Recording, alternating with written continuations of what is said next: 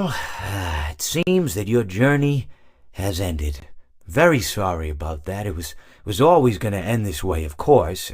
If it weren't by me, it would have just been by some other, terrible thing. Just, you could not imagine how terrible it would be. Just, I get scared thinking about it. I'm glad it's not me. It reminds me of a time I was speaking to my good friend Orville. We were sitting on a park bench watching the pigeons.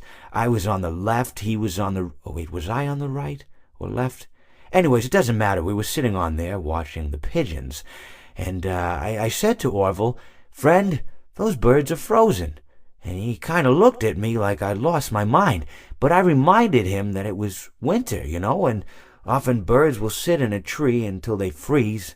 And then they sort of fall to the ground until the sun warms up and they can, move around again. So I said to Orville, "You might as well save those breadcrumbs until the birds thaw, because they can't very well enjoy them in the condition they're in." To which he asked what I meant, and asking what condition the crumbs should be in before he threw them to the birds, assuming that I meant the birds couldn't enjoy the breadcrumbs in the condition that the crumbs were in, when in fact I had meant the birds could not enjoy them in the condition that the birds were in, considering that the birds were frozen.